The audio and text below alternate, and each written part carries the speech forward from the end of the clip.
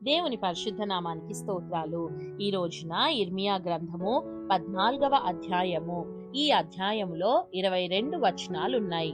మొదటి వచనం, కరువు కాలమున జరిగిన దాని గూర్చి ఇర్మియాకు ప్రత్యక్షమైన యెహోవా వాక్కు. రెండవ వచనం, యూదా దుఃఖించుచున్నది, దాని గుమ్మములు అంగలార్చుచున్నవి, జనులు విచారగ్రస్తులై నేలకు వంగుదురు, యెరూషలేము చేయు అంగలార్పు పైకెక్కుచున్నది. మూడవ వచనం, వారిలో ప్రధానులు బీదవారిని నీళ్లకు పంపుచున్నారు, వారు చెరువుల యొద్దకు రాగా నీళ్లు దొరుకుటలేదు, వట్టి కుండలు తీసుకొని వారు మరలా వచ్చుచున్నారు, సిగ్గును అవమానము నొందిన వారే తమ తలలు కప్పుకొనుచున్నారు. నాలుగవ వచనం, దేశములో వర్షము కురవకపోయినందున నేల చీలియున్నది గనుక సేద్యము చేయువారు సిగ్గుపడి తలలు కప్పుకొనుచున్నారు. ఐదవ వచనం, లేళ్లు పొలములో ఈని గడ్డి లేనందున పిల్లలను విడిచిపెట్టుచున్నవి.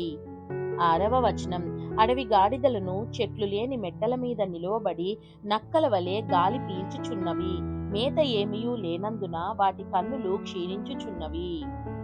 ఏడవ వచనం, యెహోవా, మా తిరుగుబాటులు అనేకములు, నీకు విరోధముగా మేము పాపము చేసితిమి, మా దోషములు మా మీద దోషారోపణ చేయుచున్నవి, నీ నామమును బట్టి నీవే కార్యము జరిగించుము.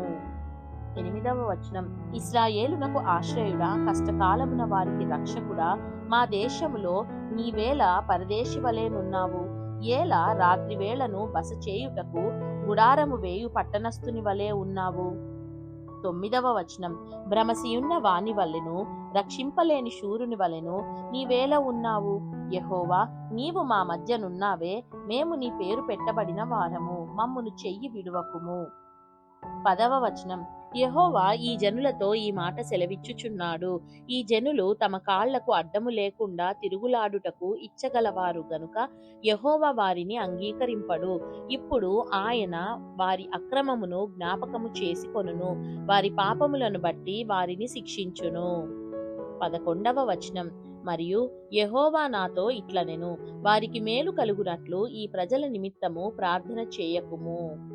12వ వచనం, వారు ఉపవాసం ఉన్నప్పుడు నేను వారి మొర్రను వినను, వారు దహన బలి అయినను నైవేద్యమైనను అర్పించునప్పుడు నేను వాటిని అంగీకరింపను, ఖడ్గము వలనను క్షామము వలనను తెగులు వలనను వారిని నాశనము చేసెదను. 13వ వచనం, అందుకు నేను, అయ్యో ప్రభువైన యెహోవా, మీరు ఖడ్గము చూడరు, మీకు క్షామము కలుగదు, ఈ చోటను నేను స్థిరమైన సమాధానము మీకిచ్చెదనని ప్రవక్తలు వారితో చెప్పుచున్నారని నేననగా.